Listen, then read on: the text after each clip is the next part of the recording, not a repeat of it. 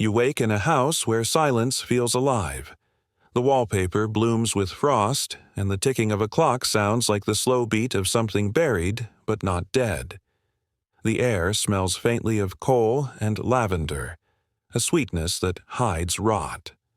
You do not know whose footsteps echo on the stair, only that every door is locked, and every lock turns from the outside. Before we begin, if these quiet corridors of history reach you, leave a trace behind. Tell me where you're watching from. What corner of the world listens tonight? It's strange, isn't it, that across continents, centuries apart, we can still feel the same chill from the same locked room. In Victorian England, the perfect home was a sanctuary, or so it appeared. Beyond the lace curtains and silver tea sets, it was a theater of control. Every gesture rehearsed, every silence rehearsed deeper. The fire crackled in parlors where women smiled carefully and spoke softly, the light painting them in the warm glow of respectability. But beneath that civility lay the quiet mechanics of possession. The law called it coverture, a single word that dissolved a woman's existence the moment she became a wife. Her wages, her property, even her body, all absorbed into her husband's legal identity. She could not sign a contract, file a lawsuit, or claim custody of her children. In the eyes of the law, she was not half a person, but none at all. Love, for her, was not sanctuary, but surrender. Imagine a letter left unfinished on a desk in Mayfair, 1836. The ink dries mid-sentence because a key turns in the door. The husband returns home. The wife, once a writer, once herself, rises, folds the paper, hides it beneath a cushion. The walls, lined with heavy damask, seem to lean closer. To the world outside, she is blessed. Inside, she is erased. Caroline Norton knew that silence too well. A celebrated poet and socialite, she married George Norton, a barrister known more for temper than talent. When she fled his violence, he used the law as weapon and shield. He took her income, her writings, and, most cruelly, their 3 sons. Caroline's letters to Parliament burned with calm fury. "The law of England," she wrote, "refuses to acknowledge me except through him." Her words struck the heart of empire, forcing the nation to glimpse the woman behind the angelic ideal. But how many more never spoke? Diaries reveal it in fragments. "He is kind today. I must not provoke displeasure. I dream of walking beyond the gate. There is no word for what I have lost." These confessions, inked in secrecy, were acts of rebellion as much as prayer. To write was to exist. The Victorian marriage machine demanded serenity, not truth. Respectability was currency, and its price was freedom. A wife who smiled too little invited suspicion. One who spoke too much courted ruin. The servants would whisper, the neighbors would notice, and the husband, humiliated, could claim madness or adultery as reason for confinement. Insanity was the easiest diagnosis for disobedience. In drawing rooms filled with ticking clocks and polite laughter, the rules were enforced without words. A woman's every action was evidence, her silence, her proof. The very decor spoke of it. Thick draperies that muffled sound, carpets that swallowed footsteps, mirrors that showed only what society wished to see. The domestic ideal became architecture itself. Beautiful, heavy, inescapable. Even among the privileged, the cage glittered. Queensberry rules governed boxing. Coverture governed love. The same empire that conquered continents could not tolerate a woman who wished to keep her own name. Those who resisted, like Caroline Norton, were branded unnatural. Those who endured were praised as virtuous. Respectability, that sacred Victorian word, was the blade that kept every woman sharp-edged and silent. It demanded self-erasure dressed as grace. Pain became refinement. Submission, a mark of class. To suffer beautifully was to be admired, but suffering leaves traces. In letters, in poems, in the cold eyes of portraits painted by men who called them muses while signing the canvases as masters. London itself mirrored the hypocrisy. The same fog that cloaked its cobblestones seemed to veil its conscience. Gaslights flickered over carriages carrying men to Parliament, where laws were written in the name of morality. Behind them, thousands of homes burned dimly with another kind of light, the quiet, contained glow of women who dared not name their unhappiness. At the edges of that order, the first cracks formed. Caroline Norton's campaign for reform forced Parliament to pass the Custody of Infants Act in 1839, allowing mothers limited rights to their children. It was progress, yes, but only just enough to remind the world that wives were not ghosts. Still, the house remained locked. For most women, coverture endured like weather, unseen, unchallenged, but omnipresent. The sound of the key in the door became the rhythm of life itself. The hearth was both altar and prison. Sometimes, in the diaries, a strange sentence appears. "He is asleep. I am awake." The words are small, but they breathe. They are the sound of thought returning, the first tremor of self beneath layers of obedience. Outside, the London fog thickens again. Carriages rattle like restless bones. Inside, the woman listens to the silence and wonders if the law of God and the law of man are the same. She touches the locked door. The frost has melted, just slightly. And in that brief, invisible moment, before the footsteps return, before the key turns again, the house with locked doors holds its breath. The chamber smelled of roses, beeswax, and dread. Candles trembled in their holders as if aware of what they illuminated. Lace draped across the bedposts like the ruins of innocence. The air was thick with quiet expectation, one that no one dared to name aloud. For a Victorian bride, the wedding night was not a union of souls, but a collision between ignorance and power, sanctified by law and scripture. She had been told this was holy, that purity was her crown, and submission her virtue. Her mother said little, her friends less. Only the hush in their voices had hinted at something darker. The church had assured her that God smiled upon obedience, and the doctor, trained in the cold geometry of male anatomy, had called what followed natural. But nature in this room wore a cruel disguise. The marriage contract was not a covenant between equals. It was a license. The law made no room for refusal. Once vows were spoken, consent became eternal. No court, no priest, no neighbor would call it what it was. The silence was not ignorance. It was design. In the flickering half-light of Victorian morality, even the word sex was treated as indecent. Girls of respectable families arrived at the altar knowing nothing of the body beyond anatomy sketches and prayer. Their husbands, armed with entitlement and myth, mistook terror for modesty. Medical texts described female pleasure as either non-existent or dangerous, claiming that arousal could trigger madness or deformity. To desire was to decay. To resist was to sin. In 1857, a physician named William Acton wrote that the majority of women are not very much troubled by sexual feelings of any kind. His words, printed and repeated, became gospel. Under that doctrine, a woman's stillness was proof of virtue, her silence the evidence of grace. If she cried, it was hysteria. If she spoke, it was indecency. Respectable women learned to fold their anguish into prayer. The bridal chamber thus became a stage on which virtue was tested through pain. The drawn curtains, the ticking clock, the rustle of silk, all bore witness to a private violence that society refused to see. The man emerged redeemed. The woman transformed into property through the ritual of endurance. Letters and diaries whispered the truth.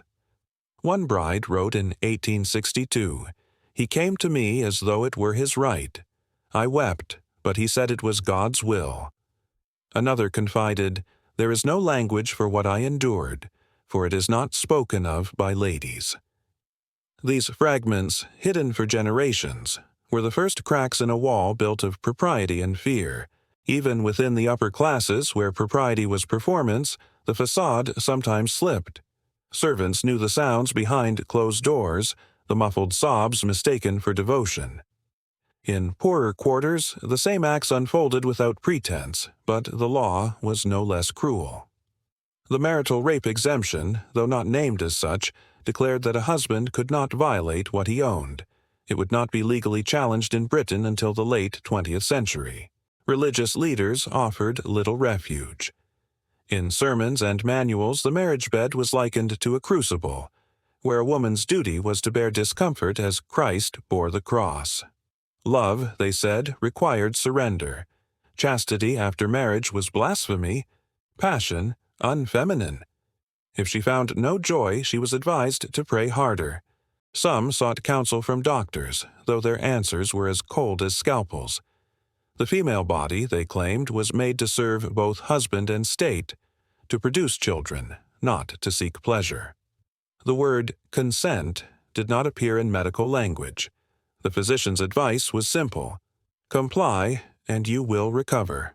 But beneath the surface of submission, something began to stir.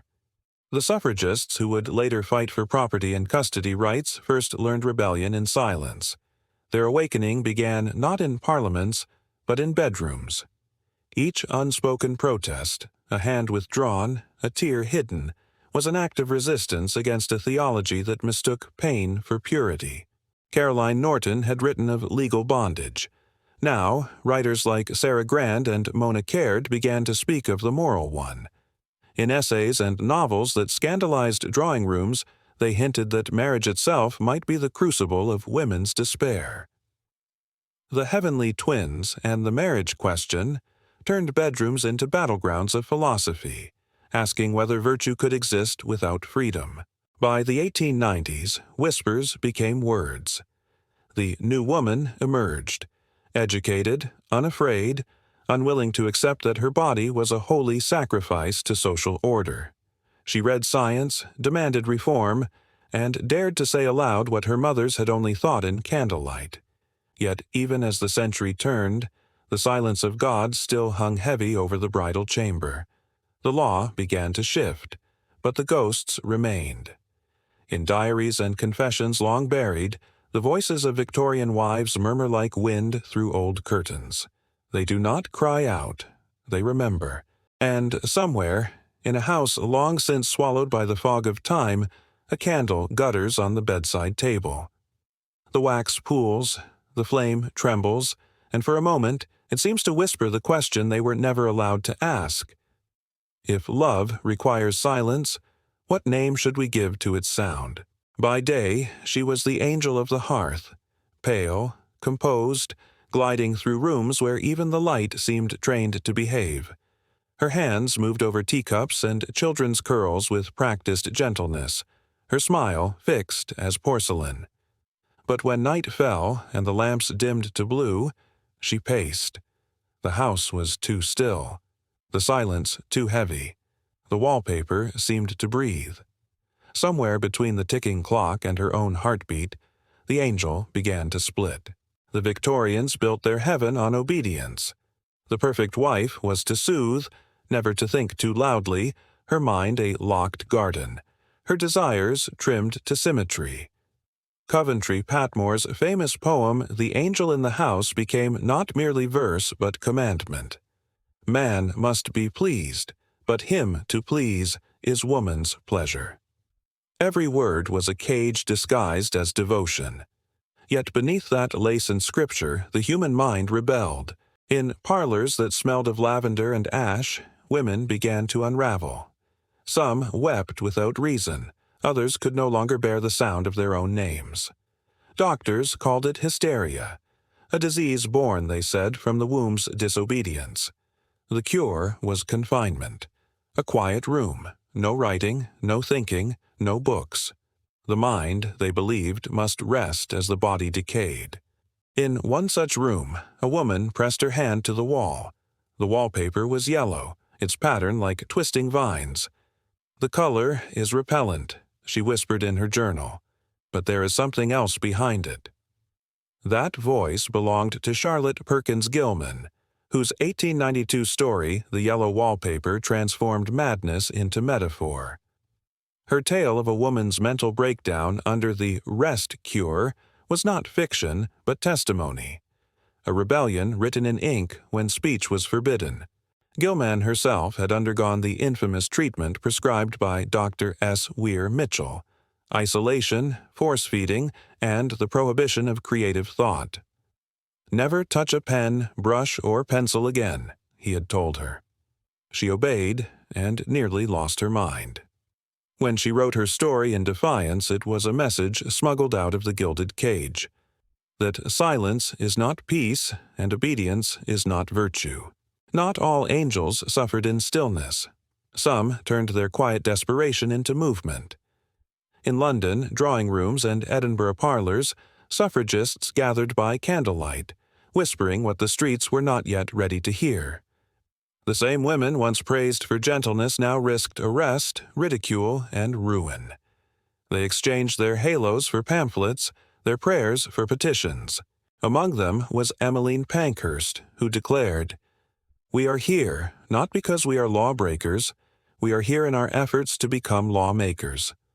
Her voice cut through the perfume and propriety of her age, echoing the frustration of generations taught to serve rather than speak. To many men, she was not a reformer but a contagion, proof that too much liberty could unhinge a woman's mind. Elsewhere, another quiet rebellion took stranger forms. Spiritualism swept through parlors like a fever. Women, forbidden to preach or lead, found in seances a new language of power. Draped in white, they spoke as mediums, claiming the voices of the dead but channeling their own. The same culture that dismissed their intellect accepted their visions, and in that paradox they found a doorway. Behind every floating table and whispered ghost, there flickered a cry for agency disguised as revelation.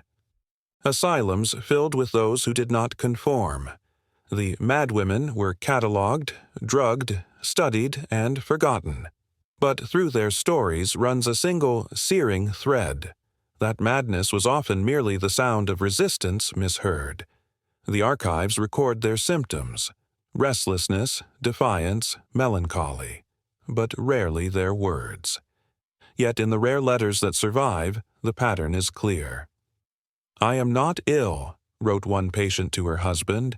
"I am only awake." The angel's wings, it turned out, were not made for flight but restraint. The feathers were woven from expectation, soaked in piety, pinned with fear. To tear them off was agony, but to keep them was death. As the century waned, a shift began to tremble through literature and art.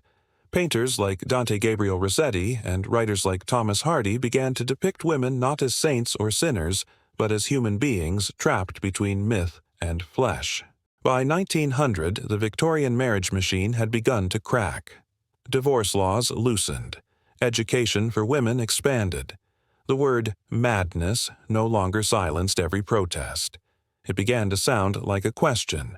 What if the angels were never divine, but imprisoned? What if obedience was the true affliction? The transformation was slow, uneven, and costly.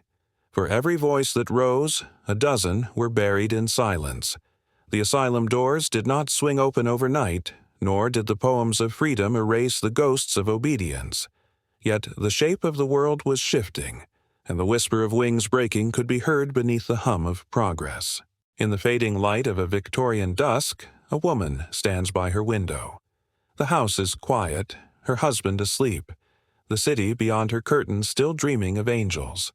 She looks down at her hands, pale and trembling, and imagines them unbound. Somewhere in the distance, a train whistles. Its sound thin, mournful, and free. The wallpaper is still yellow, the silence still vast, but this time she does not turn away.